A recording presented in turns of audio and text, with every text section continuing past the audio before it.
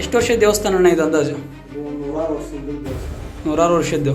ನಮ್ಮ ತಂದೆಯವ್ರು ಹೇಳ್ತಿದ್ರು, ನಾವು ಈಗ ನಮಗೂ ಒಂದು 40 ವರ್ಷ ಮತ್ತು ಒಂದು 100 ವರ್ಷದ ಹಿಂದಿನ ದೇವಸ್ಥಾನ.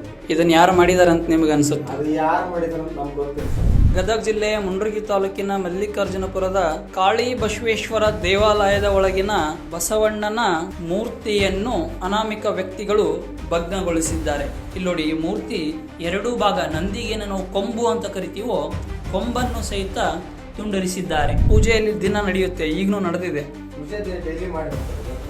ಹೌದಾ? ಇದನ್ನ ಮತ್ತೆ ಪೊಲೀಸರು ಏನಾದರೂ ಇಲ್ಲಿವರೆ ಕ್ರಮ ಕೈಗೊಂಡಿದ್ದಾರಾ? ಸೆಕ್ಯೂರಿಟಿ ಇಟ್ಟಿದ್ದಾರೆ. ಇದನ್ನ ಅಂದಾಜು ಯಾವಾಗ ಆಗಿರ್ಬೋದು ಈ ಘಟನೆ ನಿಮ್ಮ ಪ್ರಕಾರ? ನಮ್ಮ ಊರಲ್ಲಿ ಜಾತ್ರೆ ಇತ್ತು. ಹಾಂ, ಬಸವೇಶ್ವರ ಶರಣ ಬಸವೇಶ್ವರ ಜಾತ್ರೆ. ಹಾಂ, ಆ ದಿನದಲ್ಲಿ ಆಗೈತಿ.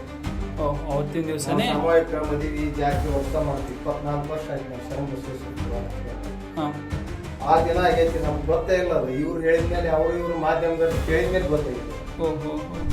ಮುಂಡ್ರಗಿ ತಾಲೂಕಿನ ಮುಂಡ್ರಗಿ ಮತ್ತು ಬೆಳ್ಳಟ್ಟಿಯ ಮಧ್ಯೆ ಇರ್ತಕ್ಕಂಥ ಮಲ್ಲಿಕಾರ್ಜುನಪುರದ ವ್ಯಾಪ್ತಿಯಲ್ಲಿ ಬರ್ತಕ್ಕಂಥ ಕಾಳಿ ಬಸವೇಶ್ವರ ದೇವಾಲಯದಲ್ಲಿ ಇವತ್ತು ನಾವು ಇಲ್ಲಿ ಇದ್ದೀವಿ.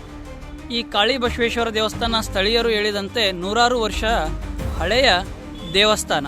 ಈ ಕಾಳಿ ಬಸವೇಶ್ವರ ದೇವಾಲಯದೊಳಗಿನ ಮೂರ್ತಿಗಳಾದಂಥ ನಂದಿಯ ಮೂರ್ತಿ ಹಾಗೂ ಈಶ್ವರನ ಮೂರ್ತಿಗಳನ್ನು ತುಂಡರಿಸಿದ್ದಾರೆ. ಇಲ್ಲಿ ನೋಡಿ ಯಾವ ರೀತಿ ಇದನ್ನು ತುಂಡರಿಸಿದ್ದಾರೆ ಅಂತಂದ್ರೆ, ಇಡೀ ಲಿಂಗವನ್ನೇ ಪೂರ್ವವಾಗಿ ಧ್ವಂಸ ಮಾಡಿದ್ದಾರೆ. ಇದು ಲಿಂಗದ ಅರ್ಧ ಭಾಗವನ್ನೇ ಇಲ್ಲಿಂದ ಯಾರೋ ತಗೊಂಡು ಹೋಗಿದ್ದಾರೆ. ಇಲ್ಲಿ ಸ್ಪಷ್ಟವಾಗಿ ಹಳೆಯ ಲಿಂಗದ ಮೂರ್ತಿ ಇಲ್ಲ. ಲಿಂಗದ ಮೇಲ್ಭಾಗವನ್ನು ಇಲ್ಲಿ ನೋಡಿ, ಇಷ್ಟು ಹೈಟ್ ಇತ್ತು, ತುಂಡರಿಸಿ ಲಿಂಗದ ಮೇಲ್ಭಾಗವನ್ನು ಸಹಿತ ಇಲ್ಲಿ ಯಾರೋ ಕಳು ಮಾಡಿದ್ದಾರೆ ಬಂಧುಗಳೇ.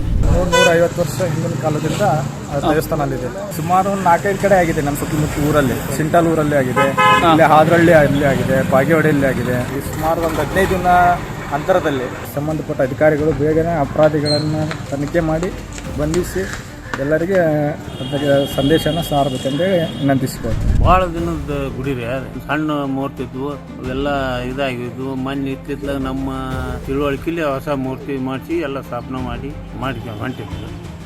ಮತ್ತೆ ಇದನ್ನ ಈ ನಮ್ಮನೆ ಮಾಡಿದ್ರು. ಮತ್ತೆ ಹಿಂಗೆ ಮಾಡ್ಕೊಂತ ಹೋದ್ರೆ ಅವನು ಹೆಂಗೆ ಮಾಡ್ಬೇಕು? ಅಲ್ಲೆಲ್ಲ ಒಡೆದು ಪುಡಿ ಮಾಡಿ ಕಟ್ರಲ್ಲ. ಚೆಂಡು ಒತ್ತಾಟಕ್ಕೆ, ಕಾಯಿ ಒತ್ತಾಟಕ್ಕೆ, ಕಾಲು ಒತ್ತಾಟಕ್ಕೆ, ಬಸವಣ್ಣನ ಕಿವಿನ ಒತ್ತಾಟಕ್ಕೆ ಕೊಡ್ತಾರೆ. ಈಶ್ವರಿಂದ ಚಂಡನ ತಗೋಬೇಕಟ್ರ.